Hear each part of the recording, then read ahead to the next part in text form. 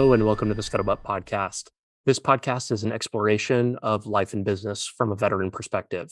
I'm your host, Brock Briggs, and each week I bring you a conversation with a service member or vet at the top of their craft. Today, I'm speaking with Rob Wynkoop. After his time in the Marines, Rob went on to start the first franchise of Gyrene Burger, a delivery-focused specialty burger chain started by Tom Monaghan, the founder of Domino's Pizza.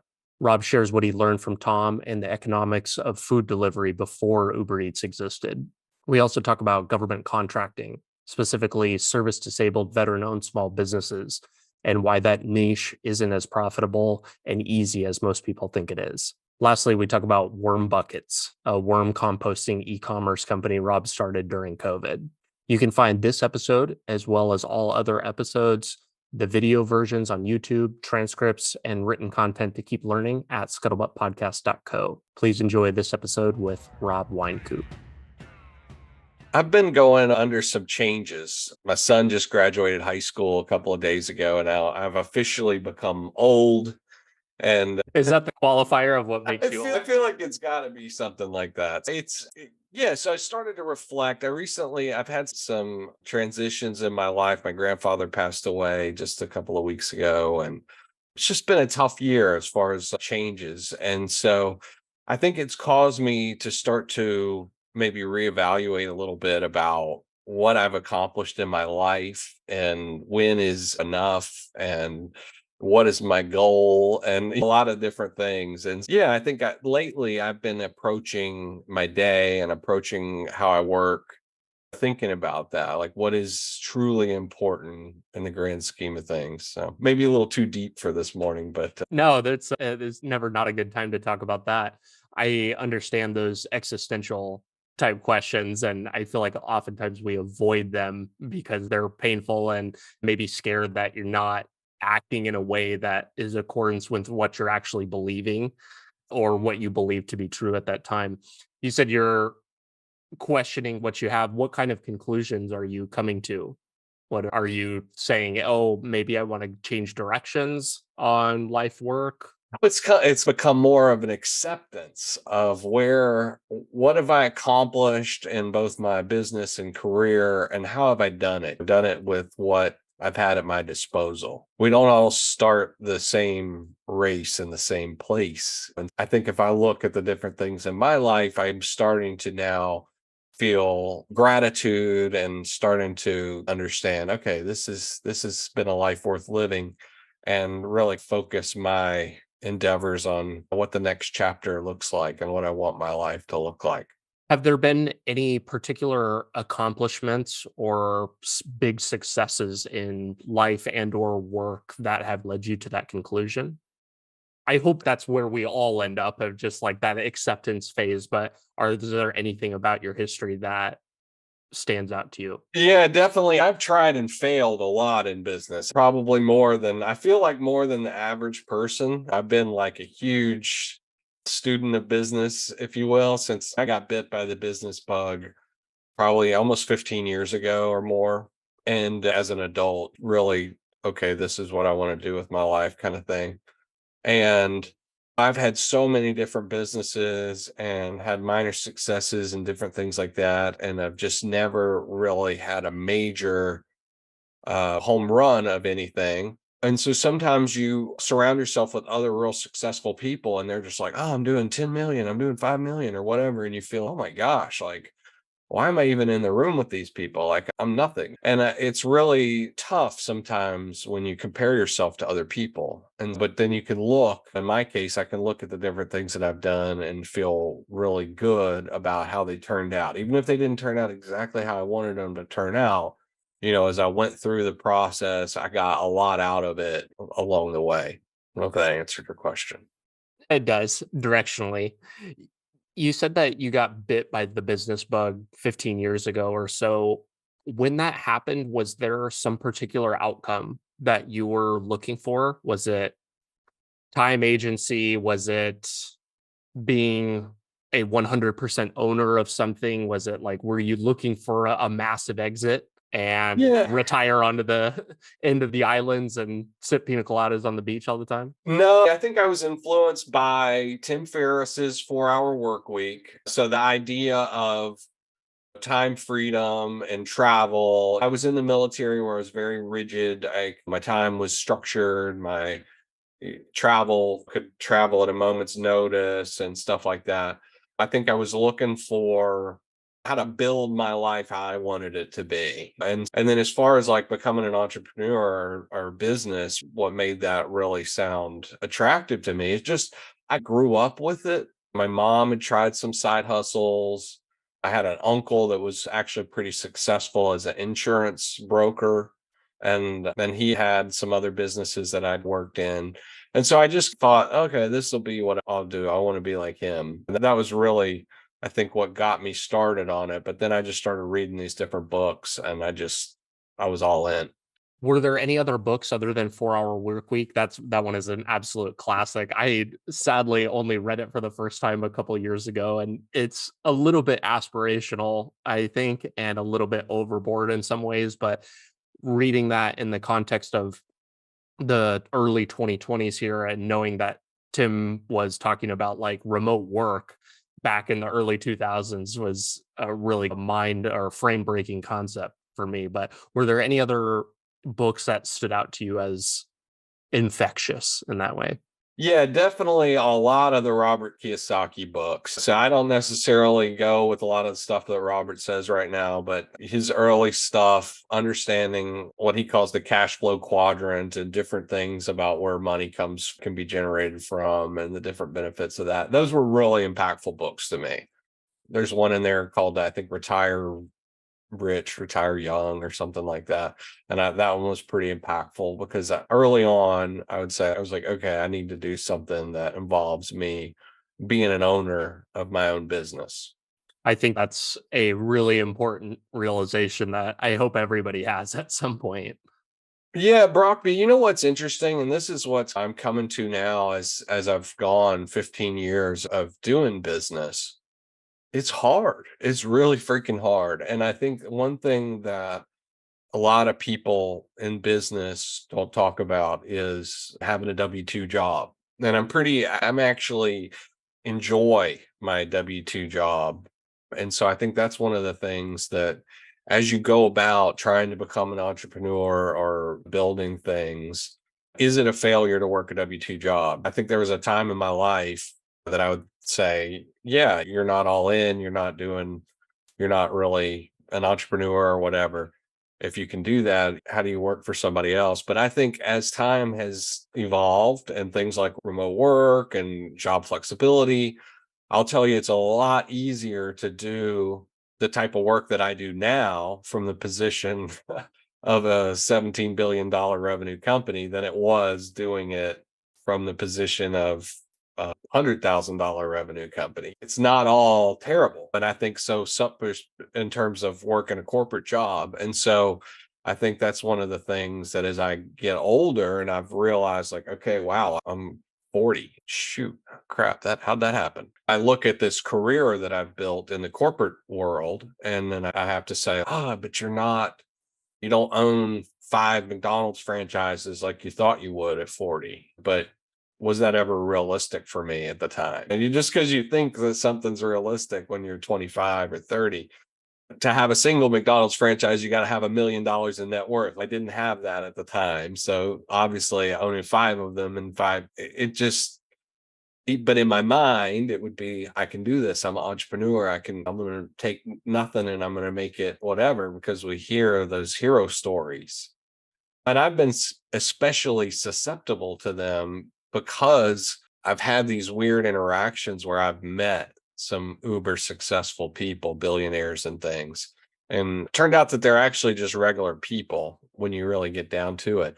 Sometimes maybe they're a little focused, little very hyper focused people, but yeah, we're all the same. We're all put one pants leg on at a time, billionaire or not. But yeah, I'm just starting to have more gratitude for where I've done and the things that I've done, and encourage other people to try. Really, I guess that's my end goal.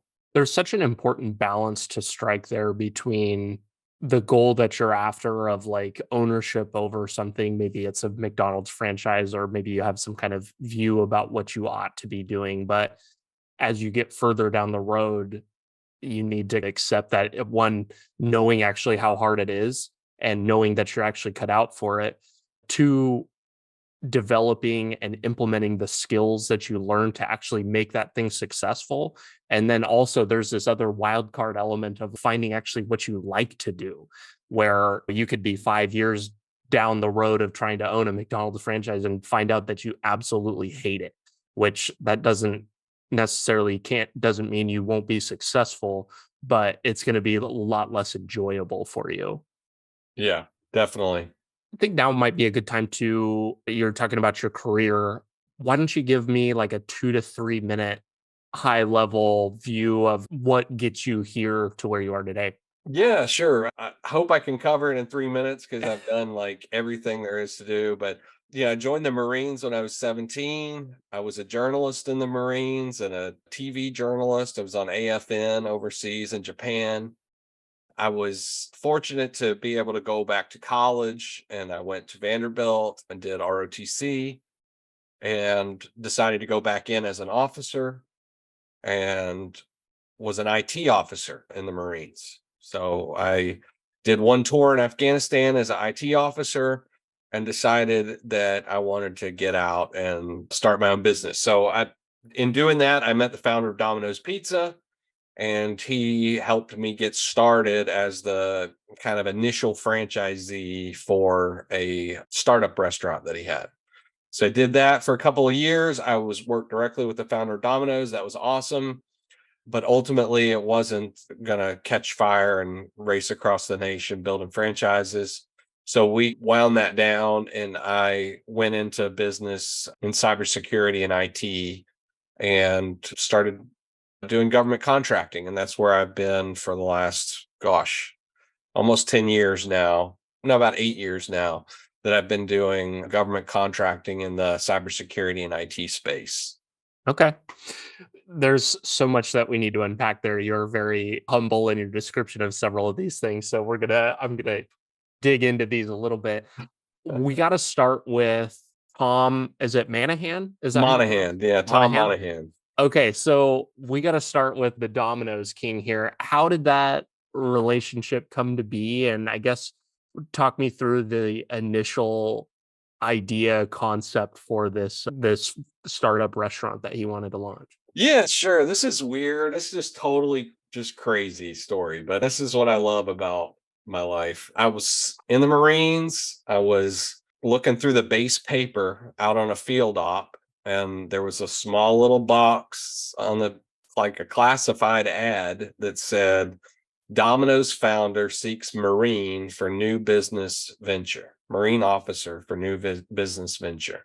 That could not have been more specific of a request than you hear like startups today. They're like very vague. We don't know what we're going to do. This was like, it sounded very targeted. Yeah. And so I was like, shoot, I'll send in my resume. So I sent in my resume. I was still on active duty, but I was within like a year of deciding if I was going to get in, stay in or get out or whatever. I think I still had almost 2 years to go when we first started talking. But anyway, yeah, they were like, all right, we're going to fly some dude out here to meet you. He was like a CEO or something like that.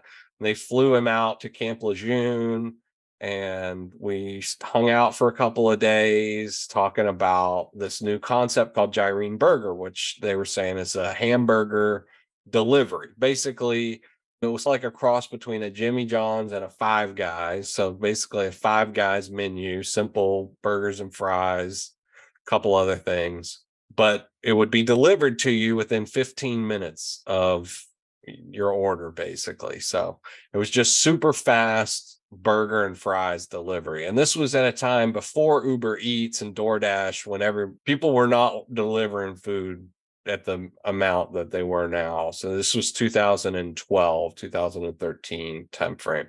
But yeah, so incredible. I flew down to meet Tom Monaghan on my own dime, and he was just like, let's do this. And he gave me an autographed copy of his book, Pizza Tiger. So Tom ran Domino's for, I believe, more than 40 years and ended up selling it for $1 billion in the early 2000s. And so he was a bona fide billionaire. At this point, he'd been kind of out of the restaurant business for about 15 years and was itching to get back started. And he had an idea of, let's do these military themed franchise restaurant and let's recruit military officers to be the first franchisees. And so I thought that was really cool. He had a unique like franchising model where basically he would become a direct partner with the franchisee and stake the money. So it was basically you could get in for no money down. And that's one of the big reasons why I did it was like, wow, I'm going to be the only guy. I'm going to be working directly with this billionaire.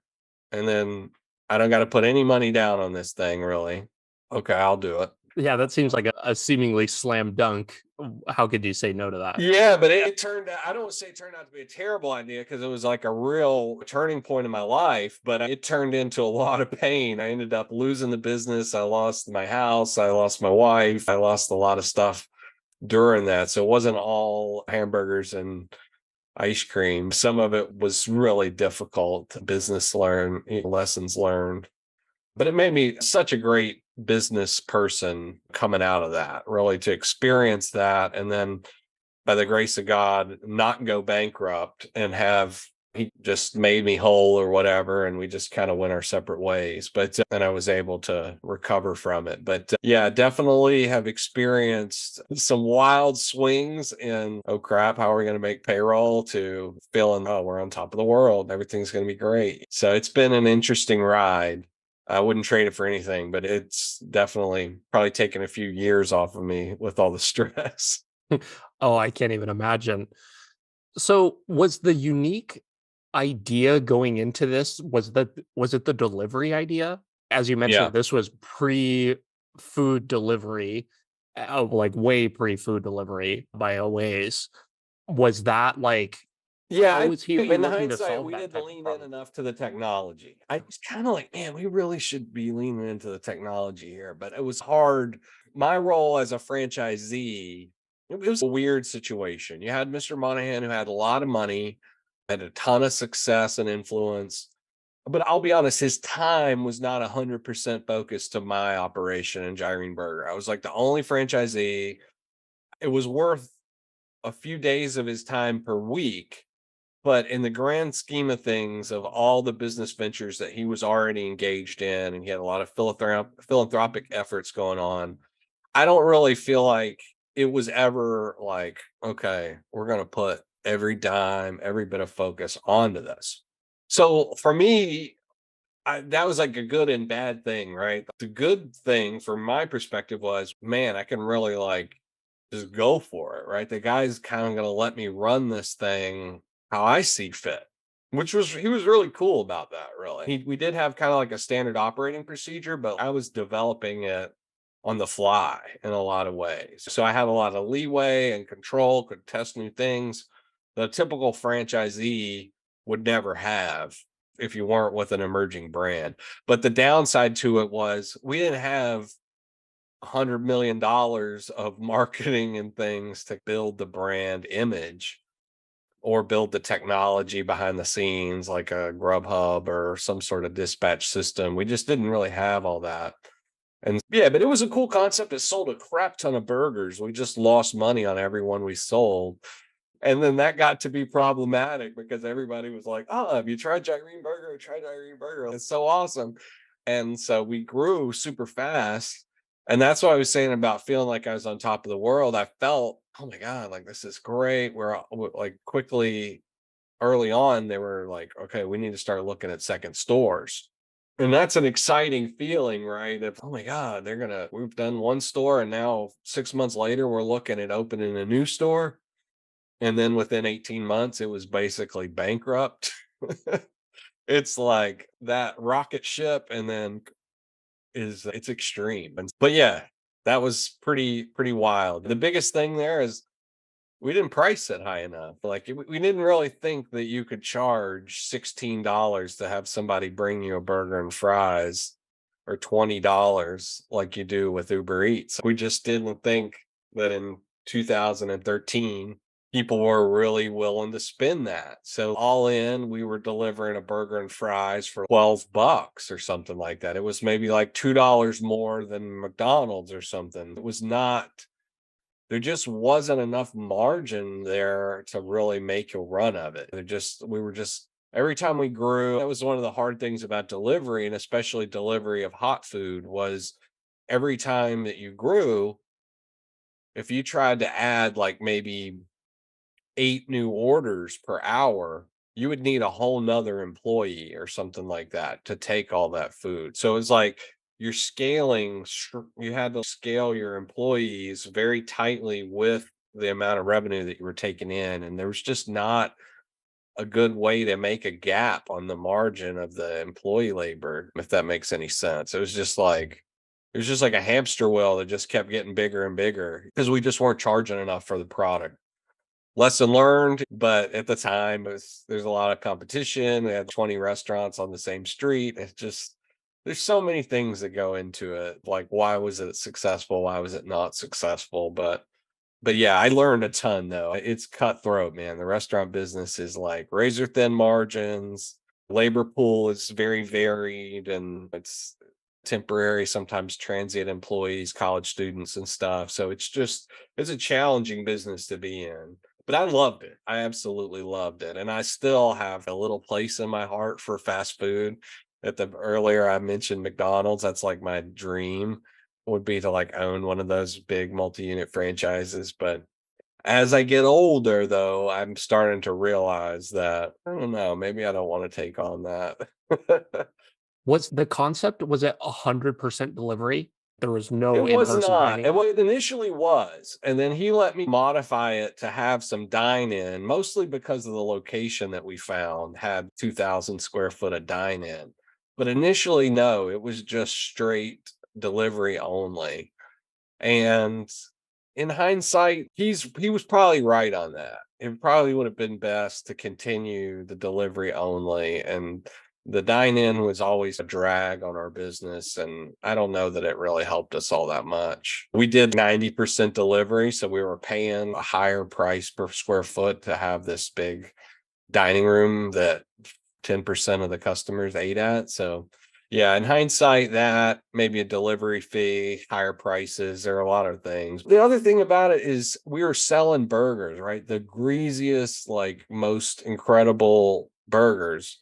And they were super premium, right? It was really great food wise. But like I would start to feel guilty, Brock, after I deliver to this same person's house like 3 days in a row. I'd be like, oh God, like this person's gonna have a heart attack if they keep eating this product every single day. And it's weird that you never think that you'd be like, it's like selling cigarettes to somebody or something. I just felt, oof.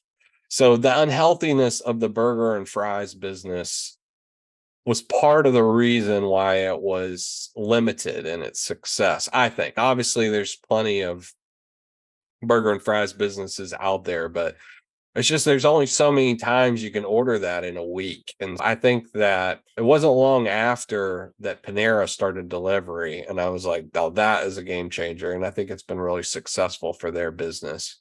When you're doing delivered food, you got a lot of offices that order and a lot of catering type things. And burgers and fries were just not really made for catering like pizza or salads or some other type of product that's a little bit easier to cater. So there was just a few things in it that inherently made it more difficult, and ultimately is why you haven't seen burger delivery successful on a large scale. It's interesting too. I was going to ask a few minutes ago whether you seized looking at the prices of Uber Eats and stuff today, and then maybe thinking in hindsight that maybe had you charged more, it could have been successful. But at the same time, in the last 10 years since you did this, there have been a lot of large changes in just market dynamics of the acceptance of food delivery. Like that was so early on, you were fighting an uphill battle. Like when you are telling people like, "Hey, we're going to deliver food to you." Like when Yeah. that just is. And see, this is the thing. This is where a guy like Monaghan, he would have not, his philosophy, which made a huge impact on my life, but turned out to be against market trends, or maybe like a more old school way of thinking. Monaghan was really emphasized us having control of the delivery of the food. So when we talk about Uber Eats, you're talking about independent contractors that show up to your restaurant and receive the food from you, right? That was just, Monaghan is not for that. He doesn't want to give up that. He's all about, Domino's was all about the guy showing up in the crisp uniform with the clean shaven face and the girl in the ponytail or whatever. They just have this clean cut image at your front door, and they've put so much emphasis on that that they grew to 9,000 stores or whatever they had. But so he was not one to just be like, okay, any independent contractor that wants to come do the last mile of my delivery, go for it. He just would have never gone for that. It's just no way he would have ever given up that level of control. Now, that's what we ultimately, I do think, yeah, maybe if we would have tried some of that stuff, we wouldn't have had some of the challenges that we did. Like insurance was a major challenge for us, and we spent a lot of money on workers' comp and stuff due to the delivery drivers getting in car accidents. So it's maybe if they were all independent contractors, we wouldn't have had to deal with that. And maybe that line item in the P&L wouldn't have been so drastically negative. Yeah, you can go back and dissect it 100 different ways. I also didn't have any clue what I was doing, Brock. That's the other thing. I was straight out of the Marines. I'd done nothing related to fast food marketing or anything really like that, just kind of like out there winging it. And so it was an incredible experience, though. Highly suggested if you get the chance to do a startup restaurant with the founder of Domino's. If you ever get that chance, If please anybody take else it. ever gets that chance, take it. One thing that you said that was interesting to me is how focused he was on ownership of the experience. And it's interesting because to this day, Domino's still gets a lot of flack from analysts and like the financial markets and whatnot, and being critical of ownership of that, because they probably would make a lot more money if they would sub that out. But their ownership of it cannibalizes some of their own local stores with this fortressing strategy. And I know he hasn't been a part of the business for a long time, but they have continued to run with that and are a great Yeah. example to this day of why that does work. But there are a lot of things that you got to account for that you highlighted there. Yeah, I took away so much from Tom, and Tom was so successful at Domino's, and even the culture that we had at Gyrene Burger is a very fun culture. And I think that was one thing that was really cool. And I think if you're able to recreate that in your own business, of work doesn't have to suck all the time. And what I mean by that is we delivered burgers on mopeds for a portion of our day, or electric bikes or whatever. We had a couple of different ways that people could do that. That was fun, right? Like there were days, of course, there were cold days and rainy days and stuff where maybe it didn't always feel so great. But there were those beautiful fall days or awesome spring, summer days where you're zooming around on a moped, go deliver food to somebody, and then they hand you a $5 tip and you just go zoom back on your moped, right? That is, of jobs to have when you're in college, that was a pretty freaking fun job. And Tom was always infectious about having fun with what you would do. And like we would do these competitions on who could make the fastest batch of fries. And he was always about making competition among your employees, even on the stupidest things, and timing yourselves. But it did create an environment where people really felt good about one another. And I think we ended up having employees that stayed a very long time, from basically from the beginning to the end, almost 2 years, which for a burger and fries place, fast food place paying basically minimum wage, that's hard to do. So we were doing some things in terms of that. Were there any other major takeaways that you took away from Tom and or the restaurant industry that kind of linger with you today and maybe impact what you do today in some way? Yeah, Tom is a very religious person, and I wasn't. I grew up religious, or grew up in a religious household, but I'm not personally like super religious. But I think Tom really made an impact on me in turn. He used to talk about this thing, and I think this is what was so cool about having access to him is we would not just talk about burgers and fries and how to bring more customers or whatever. but he would actually talk about life and different things. And he would say that to be successful, you have to have three legs of the stool. And one was financial leg, like your business and your personal life has to be straight financially. Health, he was really big on physical fitness. And he's like into his 80s and challenging you to a push up contest. He just really competitive and athletic. And so he would always talk about having physical health and then spiritual health. So basically, without those three legs of the stool, he said you're going to fall over. And so he was really adamant about living on this kind of three-legged stool concept that evolved around your own personal spiritual life, your financial well-being, and then your overall general health and what you eat and how you exercise and things like that. Really fascinating guy, but that's how he lives his life, and he's super diligent and super disciplined. And he talks about that from his time in the Marines. He got that discipline in boot camp and just never stopped. I've got to admit, I'm not that guy, and I feel guilty about it after seeing Tom do that. But according to him, like he was doing 100 push-ups in boot camp, and he kept waking up and doing 100 push-ups till he's 80. And I believe it. He really does look great for his age and is still very active even now. But yeah, I'm not getting up and doing push-ups when I wake up. I need to get that part of the stool rectified quickly. It is cool to see examples where the military instills a level of confidence or discipline, as you say in his example, where it goes on to positively impact them for the rest of their lives. And then they continue to attribute that to the military. I think that's really interesting. And I am excited to talk to you for a variety of reasons. But in one of our first conversations, I was excited to hear because I didn't know this about him. That was a really cool fact to learn. And I continue to be impressed by what veterans are able to do in the market. Yeah, there's been so many successful veterans, and Tom Monaghan's story is just incredible, like a legit orphan to billionaire. It's just one of the most incredible rags to riches stories of our time. And he's just really incredible. And but there's so many others, folks that served in the military that have gone on to build just incredible brands. Lots of great examples out there for us to emulate. Yeah, most certainly. So you end up winding down Gyrene because it doesn't really work out. Not selling burgers for enough, should have been charging today's Uber Eats prices to stay in business. What ends you up going the complete opposite direction of a startup in the restaurant space and working your way more towards government contracting and IT? Money.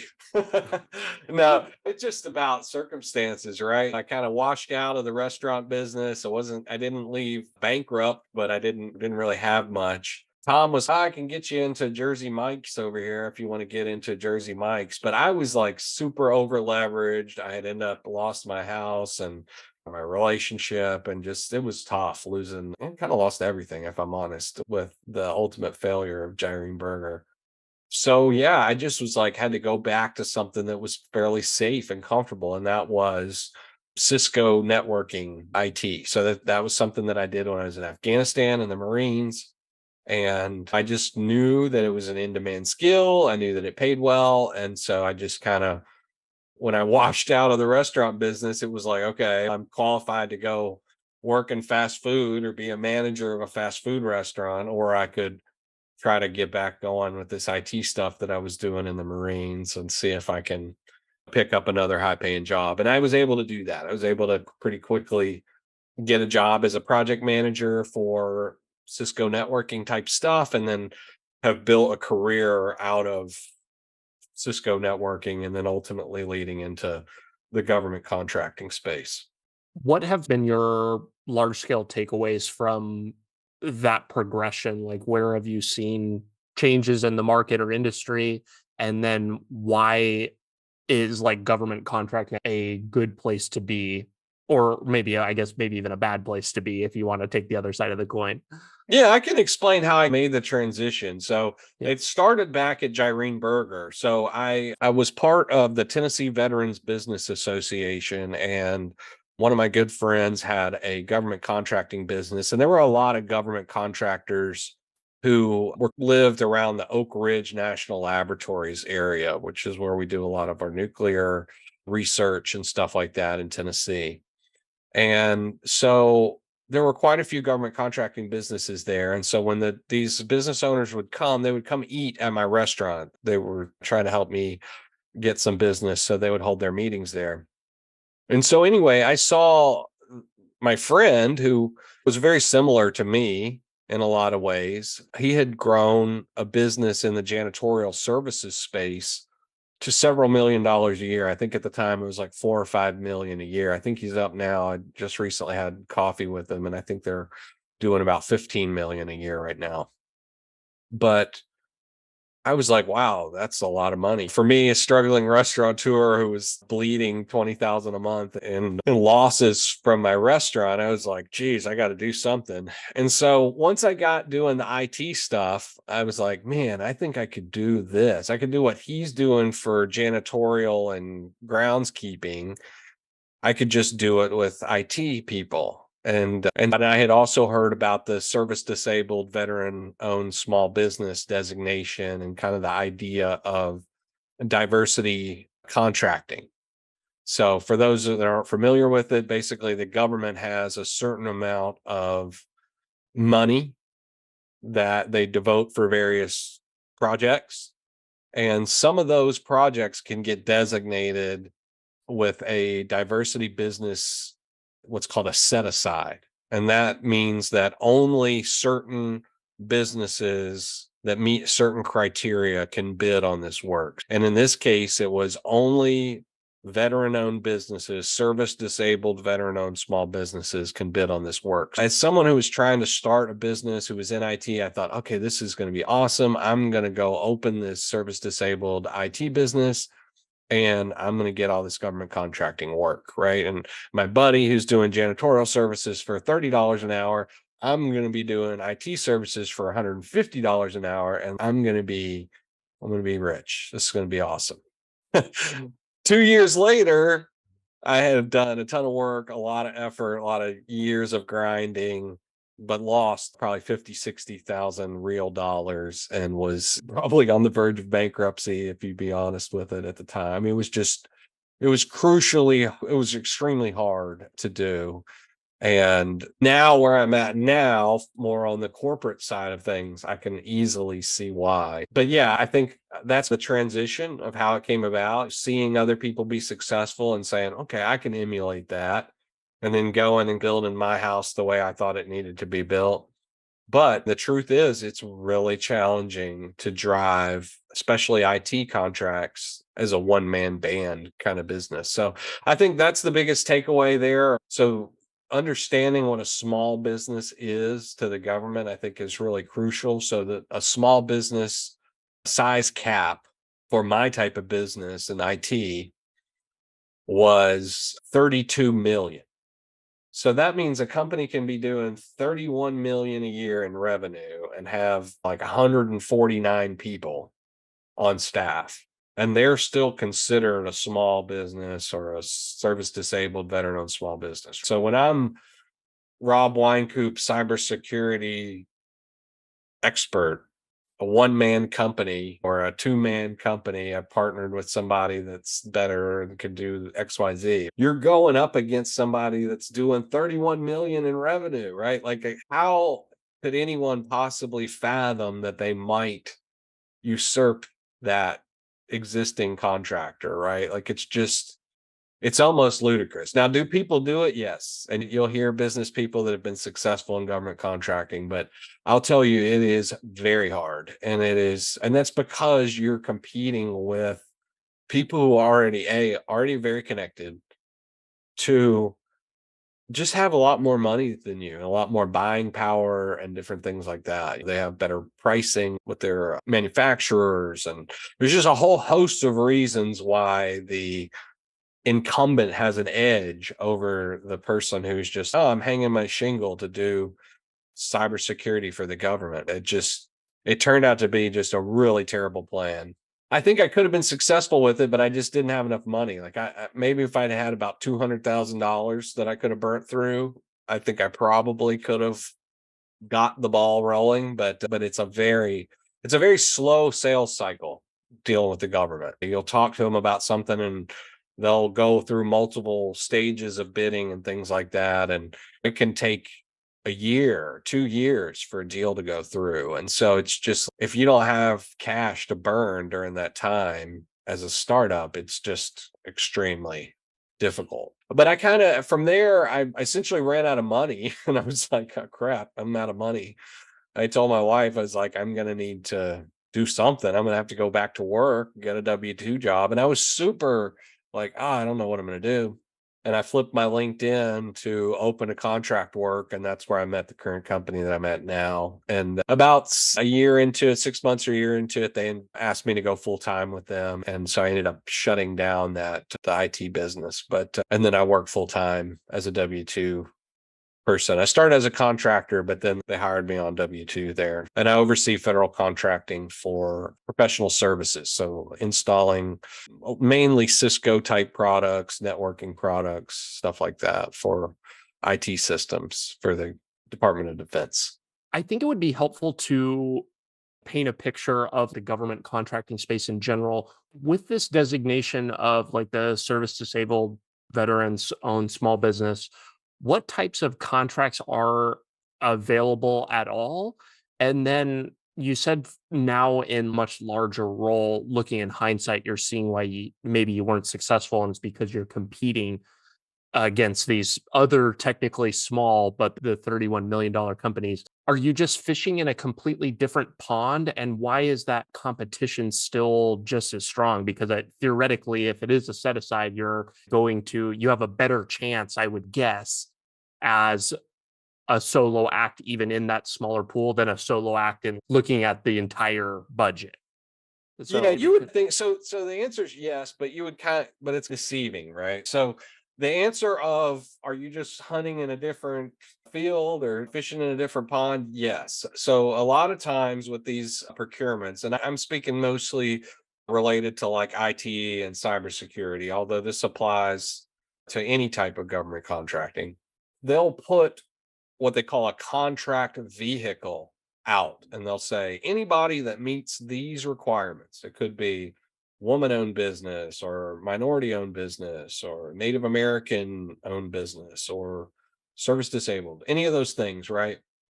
They will put it out on a public website and say, everyone send us your applications to be considered on this. And they might accept, let's say they accept 150 companies. Now, only those 150 companies can bid on the future work that gets awarded into that bucket, I guess you could say. So the government has all these contracts going out and they appropriate funds to it.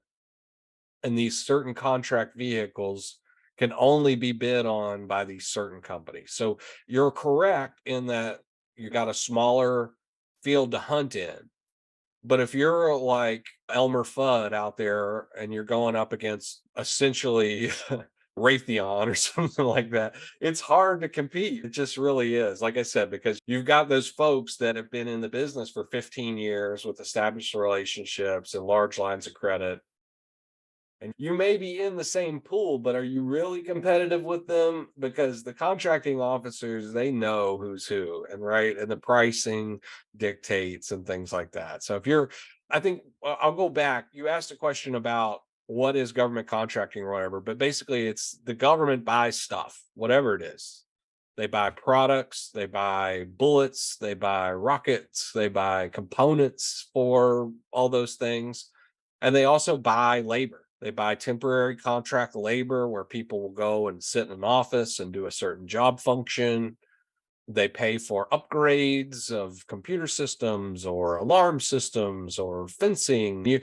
There's not a thing that the government really doesn't buy. They buy everything. And it's all put out for bid publicly. And there's certain ways that they can advance those procurements. They can say, I want this one to only go to women-owned businesses. I want this one to only go to minority-owned businesses. They can say, I want this one to be totally open. Any person, any company in America can bid on this one, or whatever. Those are vehicle specific then. So this Yeah, one vehicle is only known businesses. This other vehicle only service disabled. Okay.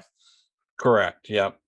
And so from my case, right, when I had my business, Patriot Technology, we went so far as to get on those contract vehicles, right? So we're trapped. So my the literal day to day of building this GovCon business was flying over to different conferences and stuff. And you go in and it'll be like the VA and they'll say, oh, we've got this computer problem and we're thinking about putting it out for bid. And that's how you get like the insider information that's needed to be successful. You like do all this backroom stuff where you find out like, oh, they need this or whatnot. And you kind of jockey to be early into that and have a chance to use your set aside to make sure the work goes directly to you without a competitive process. So I know that's confusing, but instead of bidding against 100 other people or even 1,000 other businesses, there's opportunities with some of these set asides where you can just say,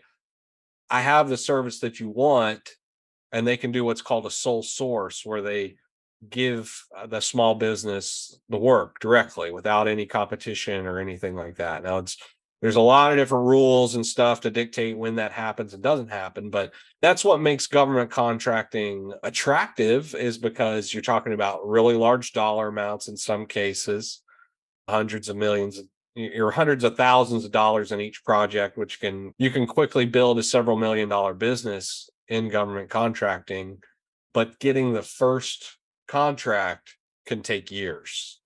How you mentioned that you're like flying to all these conferences and whatnot to get the inside track. How critical is that to being successful in there? Is it still, you might be on the vehicle, but your network is still incredibly important to be considered for those things? Yeah, I mean, so in my case, it was such a heartbreaker because I really did a lot of work to network. And you do that by attending bidder conferences. And so the government there's a lot of gates that come to issuing a contract, right? So, say the government wants to replace all their IT systems. There's going to be a time where they're going to invite the government contractors, the bidders, to come on site and look at everything. What's the status of the wiring? Like, how many was there? Like, how was it cabled? All that stuff, right? And so in those bidder conferences and stuff, you can start to network with other people who may be larger than you and stuff like that. And you can start to build those relationships by attending bidder conferences and just attending government contracting conferences and things like that. So crucial to do that. But I think the hard part is all that stuff costs a lot of money, real money. And so if you don't have money coming in, it's really difficult to be successful. In hindsight, like I was saying, I think there are two ways to be successful as a new entrant in government contracting, maybe three ways. The first way is to buy your way in. That's very expensive. So buy your way in means purchase an existing government contractor. That's probably the first and best way, but it's very expensive, millions of dollars. You're going to have to go get a SBA loan. You're going to need hundreds of thousands of dollars of your own money to get the loan to buy an existing government contractor. The other way is to have a new novel idea, invention, service that nobody else does. Now, that's probably the most expeditious path, but you've got to be inventive, creative. You got to have something that the government wants and be the only person that's got it. That's the way that when you have no experience, no money, no anything, but you're like a software engineer that developed this program that they really want, they don't care. They'll still buy it, even if you're a one-man person. So that's the other way to do it. So you can buy your way in, you can have a novel invention or idea or software, and they just buy it because they want it. Or just a long road to hoe, right? Just wait it out and just bid on all sorts of stuff until you start to get what's called past performance. So I think that's the big thing. A company needs to have federal past performance to be successful in government contracting. So when they look, if the government's saying, I'm buying IT services, they want to see, okay, what other contracts has this company held in IT services? And so if they go and look and they see that there are no others, they're just going to disqualify you or put you as one of the lower scoring ones, and then you won't win. So it's like a chicken and the egg thing, right? Like you get that first one, then you can on the second one look at my past performance. I did that first one, but getting to the first one can sometimes take years and tens of thousands, if not hundreds of thousands of dollars in grinding. I'd love to talk about each of those three ways, just like really briefly, maybe a question Sure. on each. Maybe we'll start with the one that you just mentioned first of taking the long road, as you call it.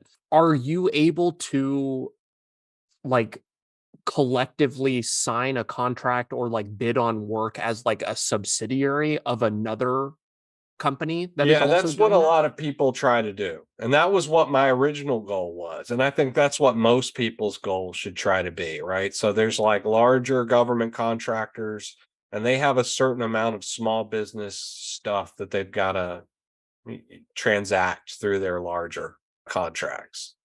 In a lot of ways, you can think of it as just like a fairness distribution system, this government contracting. It's literally making sure that certain federal dollars go into certain buckets of macroeconomic categories and other things like that, right? That's basically what they're looking for. And but you can't just be a check in the box. I think that's the biggest challenge is you actually have to know how to do the work that's being procured, right? So it's easy to say, oh, I'm a service disabled veteran. Like now I'm a service disabled cybersecurity person, right? But the truth is, you've got to not only fit the demographic requirements, but you've got to actually be able to perform the statement of work. And in the case of those subcontracting, sometimes it's really challenging to marry that up. In the company that I work for now, we deal a lot with small businesses, and we have a mismatch on where our needs are as a company from a subcontracting standpoint. So I could, if there was a small business out there that could do that could do short-term installations of IT equipment, I could probably throw them a lot of work. But I've not been able to find a small business that's really set up to be able to do that sort of thing. So most small businesses want to get on those type of what we call butts and seats contracts, which is 10 people staffed in this Fort Leonard Wood education center or something like that. And like they go there and they work every day. And at the end of the month, your company invoices the government for them and you make a margin off of that. But my company needs short term. They need people that can fly to this base and work for 5 days and then fly to this base and work for 5 days. But if I don't have a partner that's really set up for that, we can't do business. So it's challenge on both sides, more challenging than you would think. There's a couple of businesses that I've been trying to work with from we'll call it a prime side. So there's primes and subcontractors in government contracting. And so from the prime side, there's another couple of companies that I've been wanting to work with, but we just cannot find a project where it's just a fit for the both of us. So it can turn out to be more challenging than you think. And it's not as simple as just being like, oh, hey, Boeing, can I be a subcontractor to you? Like most of the time, you are going into a bid with your team already. And like I said, these bids may take 2 or 3 years. So if you're a new entrant to government contracting and you're messaging primes and things like that saying, hey, I saw this opportunity. I want to be part of that. I know how to do cybersecurity or whatever it is, contract construction or whatever. You're not a known commodity to them. You have no past experience with them. And second, they've already got somebody. They've already been working this. So it's like, how are you going to come in and slide in under that person that they've already got there? You're probably not going to. So it really comes through pressing the flesh at those conferences where you meet like the prime small business liaison or something like that. And they say, okay, yeah, we'll give you a shot. And it's really, that's how those deals happen, really. Just grinding your way through a lot of no's until somebody finally gives you a contract. And I think you mentioned this before, the long sales cycle, I'm sure, is preventative from people just coming in, recognizing that there's a gap. Like you were saying, hey, we're in need of this, but it's really difficult to come in and just spin something up really quickly and all of a sudden find all of the people that meet that criteria, especially if it's technical and that meet your criteria, because there's of the bid process and you can't just roll in there and say, oh, I'll start up whatever they need. You Yeah. gotta, it's a duration game, and then you also need to be known for that one specific ability. Yeah, it's just it's a challenge on both sides. There's different approaches, like you can try to so with IT, it was difficult to do things locally. Some people, I will say construction, if you're a person that's interested in construction, government contracting, a lot of stuff is really localized. And I think localized, you have a little bit better chance of influencing stuff. But a lot of IT and technical decision making, weapon systems, things like that's all going to be very centralized at technology centers and stuff like that. So it's if you're not able to influence that directly, and I mean that by getting in front of those people, seeing them at industry events, scheduling time to go meet with them, right? It can be very challenging. And in my case, my business was based in Nashville, Tennessee, right? There's not a really big government contracting hub, right? You'll see a lot of government contractors base themselves out of Northern Virginia because it's a lot easier to get around and press the flesh and do the things that you need to do without having to travel all the time. It's a very much a relationship driven experience and past performance driven type of environment. And so when you're going in as an upstart with no experience, it's a mountain to climb. That second option that you mentioned as a way to come into this space, coming up with a novel idea, how do you, even if let's say that you are an inventive person or comes up with a new idea, how do you be a part of these vehicles? Because if it is something new, it's likely something that the government doesn't already have and isn't already asking for work on. So does how you're like, do you have Yeah, to make a actually, new they rule do or? have websites. So there's websites. So one of the coolest things about the American government is that we have these things called SBIR, Small Business Innovation and Research Grants. And some companies that you're familiar with, some products like I think the Dyson vacuum or some of the original funding for the R&D there was provided for by the government through the Small Business Innovation and Research grants. If you go to the SBIR website, there's definitely a lot of opportunity there where they'll publish every agency, right? It could be Indian Affairs Health Service, and it could be DOD, it could be Treasury or whatever. And they'll say, I need a software that does this, or we're looking for ideas about AI and weapon systems or whatever. And so you can go there and you can basically say, hey, I've got an idea for AI and weapon systems or whatever it might be. And then you can get invited into these funding tranches to further your early development. So that's one area. If you have an emerging technology or you're a technologist or somebody that's interested in building a better mousetrap, is the small business innovation and research. And then there's another one called I don't, I'll have to look that one up. But anyway, there's two different sources of funding for research and development for early stage companies for novel ideas.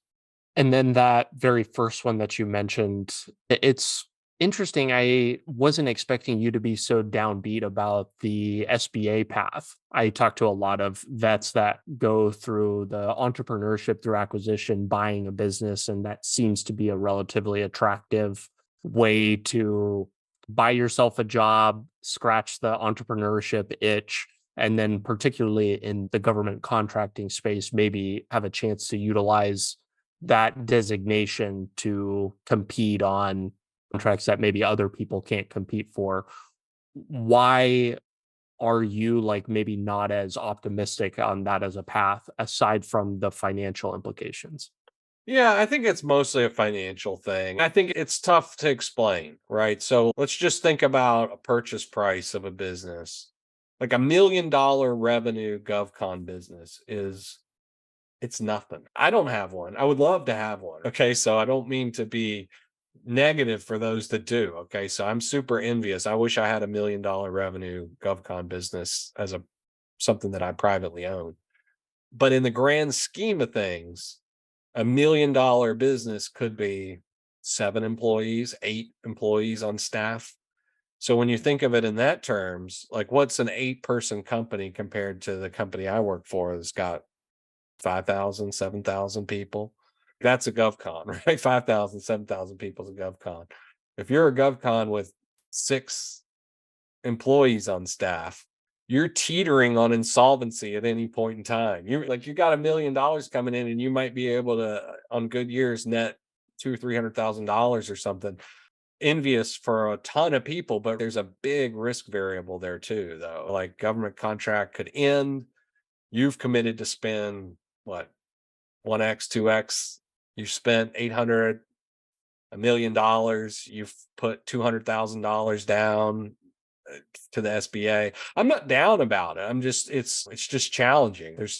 Does everyone have two or $300,000 available? And if they do, are you prepared to risk all of that for a 6 person GovCom business that may have 6 years of track record? Do you know for a fact that 20 years from now that's going to be a 50 person company? You really don't, because GovCon is about price, it's about set asides, it's about who it can be brutal. I think that for many of the reasons that you just stated, and from a lot of the learnings of this conversation as a whole, people certainly should be thinking about applying some sort of discount to acquiring a business if they're going to go that way. Just because it's a government contractor doesn't that shouldn't demand a premium like some people may think. It's more sensitive to, hey, the owner's been doing it for 20 years and he knows all these people and you don't. The sales cycle, as you mentioned, it sounds like there's a lot of reasons why risks that maybe not present in another form of business. Yeah, and also one thing that I've heard, and I haven't actually started to make any offers on any government contracting small businesses or anything. But I've heard that if the business is an SDVOSB and has only SDVOSB customers, they can only sell to an SDVOSB. So rather than a premium, there's a pretty, like you said, a pretty substantial discount there, in that not just anybody can gobble them up. There's only a certain amount of buyers that can actually take that and do something with it. So in that case, the buyer is actually in a pretty good position. Now, I do think that the seller, they know what they've got, right? You want that cash flow, you want that ability to take that over because it's easy.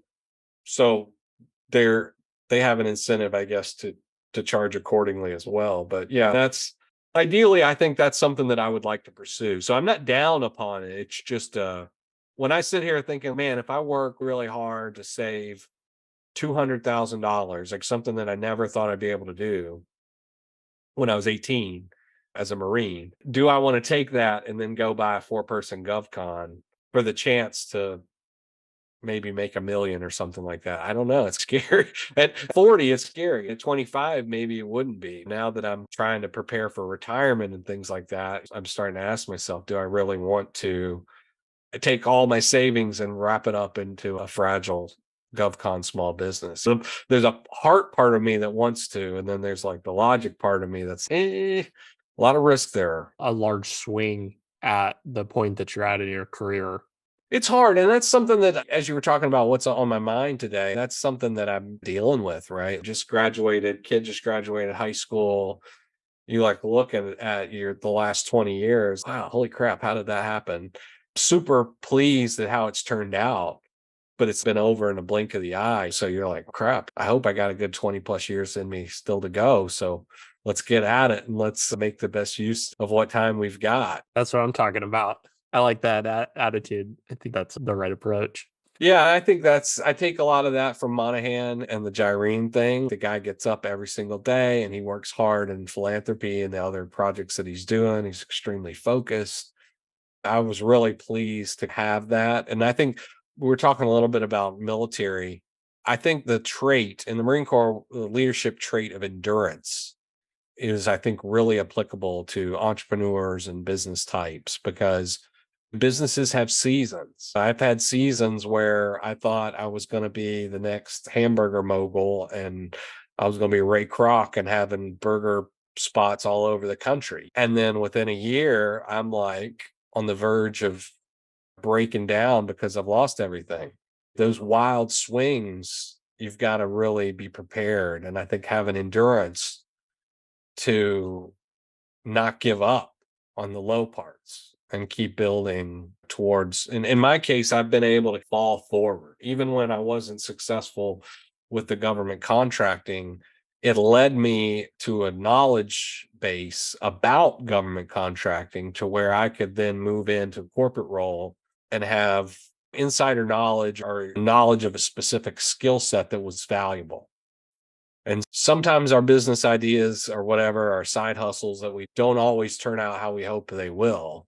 But if you can learn something from it or take away something from it that you use later, I think it all happens for a reason. And that's where I'm at today. And just trying to think about, okay, what does the next 20 years look like? And how do I go from here?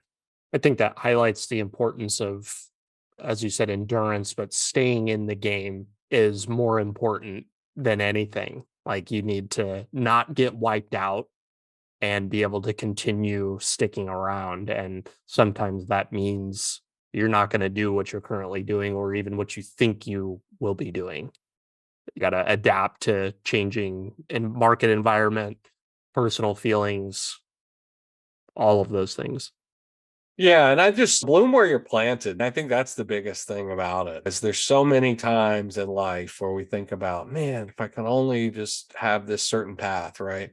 And I had a really big setback when I was in the military where I was a journalist in the Marines and then I went to Vanderbilt and I studied communication and I wanted to be a public affairs officer in the Marines and they didn't give it to me. They gave me IT and I was terrible at it. I went to the IT school and I finished last in my class. And then here, fast forward 20 years later, I've got a really respectable IT career. I'm very knowledgeable about IT and the government and IT contracting within the government.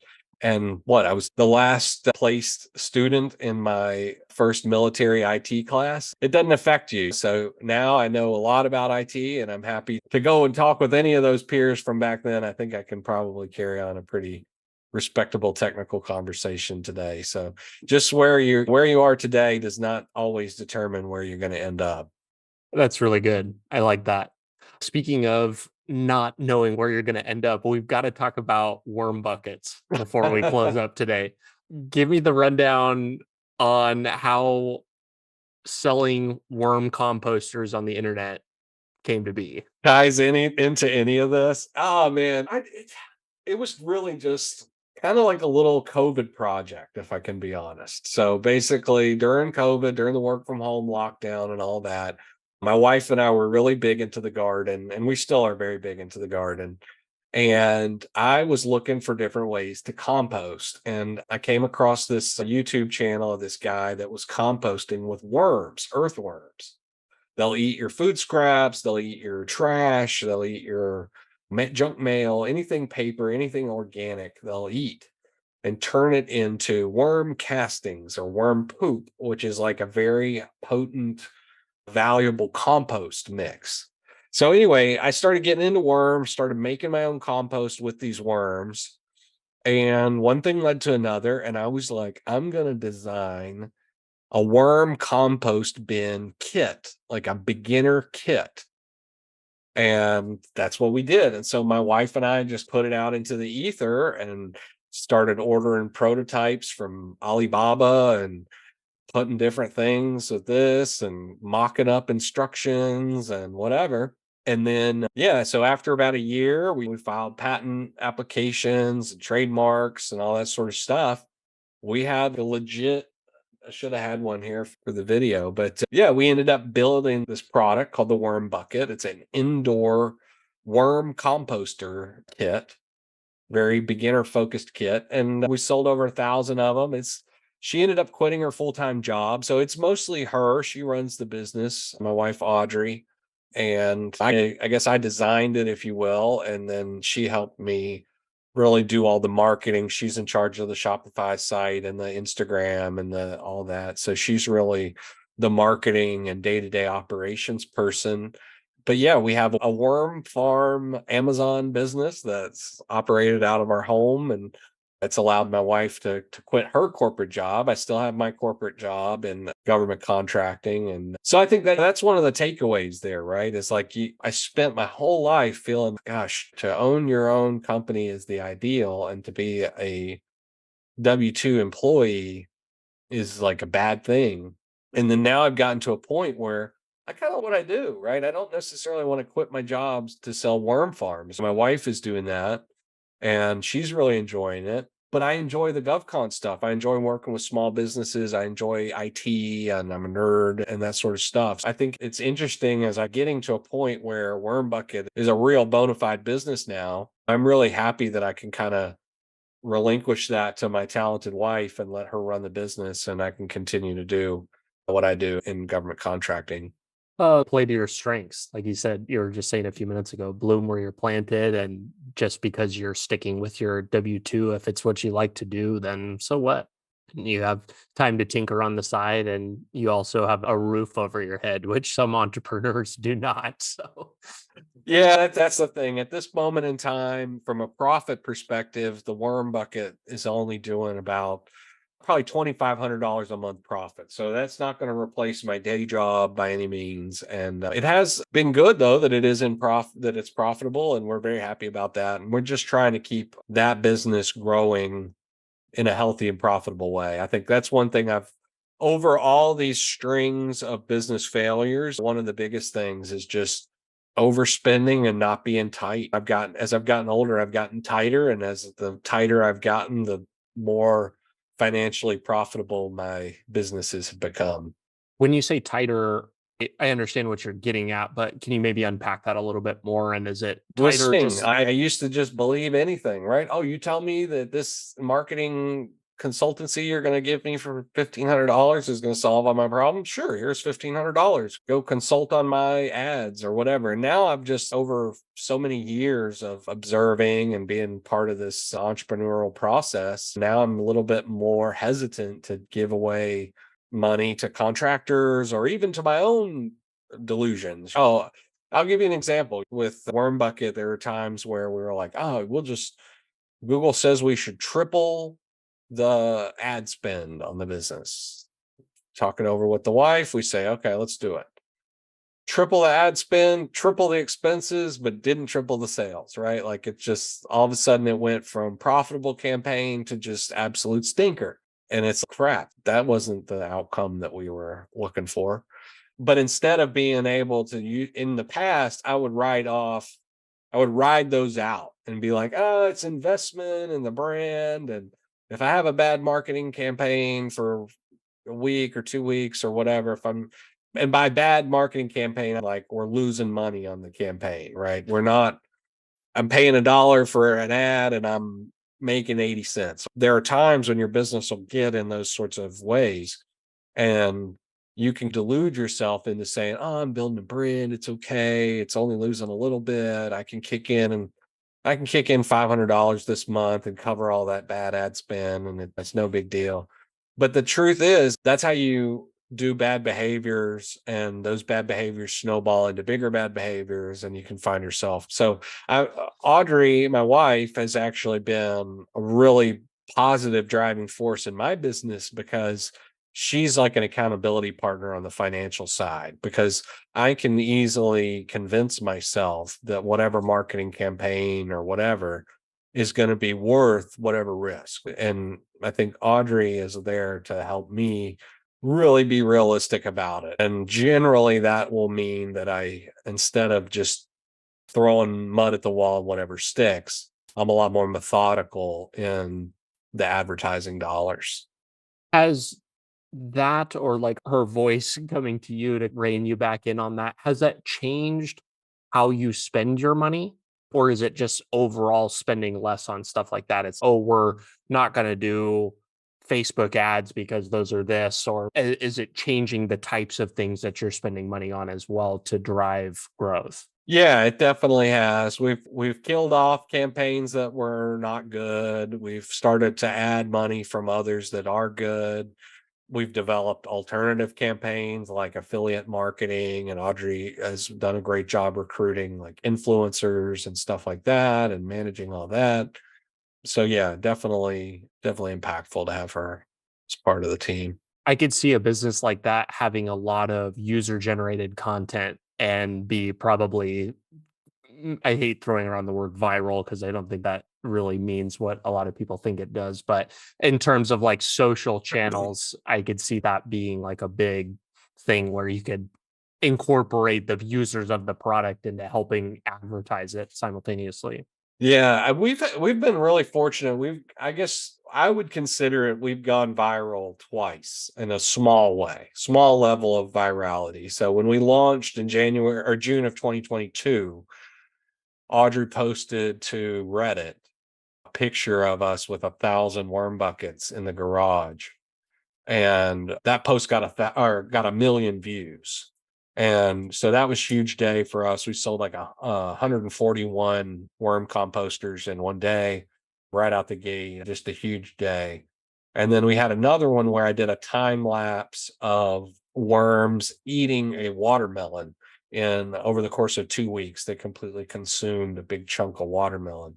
And so that was pretty cool to do that time lapse, and it got 1 million views. So I think, yes, I'm striving for those hits because when they come, they're awesome. And man, it would be really cool if we could pick up some views there, because certainly you're right. It is a product that's generated a lot of user generated content, and we've got a lot of that coming in, but we haven't cracked the nut on how to make that kind of go viral, if that makes sense. So we get a lot of people that are posting the product and them using it and the setup of it, and they've got cute kids and they've got really engaging stories, but they themselves don't have 1 million followers. They have 100 followers or something. So it's like they show it, we repost it, it gets the 500 or so views that we get routinely, but we've not gotten the, hey, we get 50,000 views on every post we do. We wish that we did. And we post every day on multiple, I say we, Audrey posts on multiple platforms every single day. And we just keep grinding on it and hoping that eventually we'll start getting thousands of views per day. But we're definitely over a year into it, and even daily posting or twice daily posting, we're really not seeing the view counts and stuff that we thought we would see. Content is a very difficult business. That is a fact. As we were sitting here talking about this, I was thinking about maybe you've explored this route altogether, but I was wondering, you said that you've talked about influencers already. I'm wondering, do you know who Kevin Espiritu? I'm probably butchering Yeah. his last name. Yeah. Epic gardening Gardening. guy. It was like he was what came to mind thinking about this, and I was like, I wonder if you could send him one of those and see if he would, I don't know, try it out or something like that, and that would maybe be interesting. Yeah, Kevin's got an incredible business, and he just raised a round of funding for a creator business. That's just incredible, right? You start a media business around gardening. He started as a blog.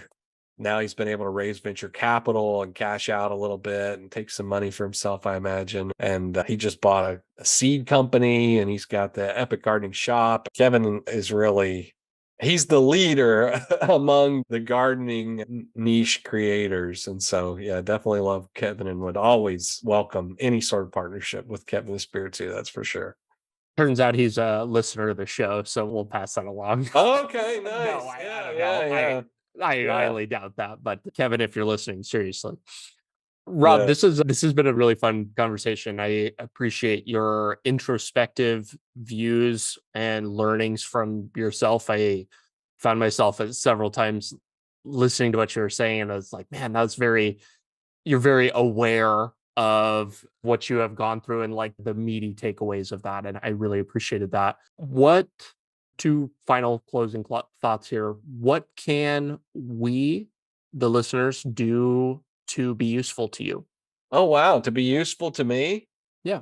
I'm gonna go wide here, and I'm gonna say compost, okay? Compost any way you can is Audrey's and I's motto, but 50% of our food supply ends up in landfills and gets basically it rots in plastic bags where it becomes the harmful greenhouse gas known as methane. So anything that you can do to compost and try to divert that food waste out of your garbage can. So that by either starting a worm composting bin like the worm bucket, or by starting an outdoor compost, or buying some other type of product that can help you compost, that would be how you can help me and help the greater world around us, is help compost your trash. It's unbelievable how much like the methane that produces. I think that it's actually more than cars is like the trash and like food. Yeah, definitely. There are systems there that they're using to try to reclaim some of it for power and things like that. But at the end of the day, we're running out of room in our nation's landfills, and composting is an individual action that we can all do that says, I want to do something different. I want to take part in helping the environment. Fantastic. And the last thing, what could we take away that we could implement in our lives today that we learned from you and this conversation? Yeah, I think we talked a lot about blooming where you're planted, and then also maybe a little bit about being realistic of where you are in life and what you can do at that moment in time. I think that's something, right? I would say, and I took this from Tim Ferriss, right? Shoot your shot, right? I got the dominant or the deal with the Domino's founder for Gyrene Burger because I took my own money and I flew down to Florida and I met the guy, right? Other things that have happened throughout my life have come from me just putting my paw in the air and trying it, doing it. And so I think that's the biggest thing is one, just start no matter what it is. And then two, if you have setbacks, don't let those be life defining setbacks, right? You got to like crawl your way to the next level, whatever that means. Some rungs we may jump from one length, from one rung to the next. Others we may have to fight tooth and nail to get to that next stage. But I think it's up to us to recognize, where am I at? What do I have the ability to change? And things that are outside of your control, you have to just kind of let go of them, right? Like in my case, I struggle because in my mind, I want to be a Zuckerberg or any of these people, Sam Parr or some of these folks in the podcast world. I want to be like them. But the truth is, I'm not them. I was born in a different life. I had different circumstances. I had different money. I had different opportunities, and I'm me. And I've got to take what I've got and I've got to figure out how to make it my own and not spend too much time focused on the envy of others and stuff like that. So that's what I would recommend. A takeaway from that is just run your own race and be proud of what you've accomplished and try not to spend too much time comparing yourself to others. That's very prudent advice. I definitely could implement a little bit of that in my own life as well. Rob, I really appreciate your time. Thank you so much today. All right. Thank you, Brock. Thanks so much for tuning in today. Your listenership helps me better educate people like you and the rest of our nation's military, both past and present, on building a successful life outside of military service. If you're looking for more ways the top vets are leading more effective lifestyles, building businesses, and using the resources designed specifically for you, press here for a selection of some of the best clips. Be sure to like this video and subscribe to the channel to stay up to date, and I will be talking with you soon.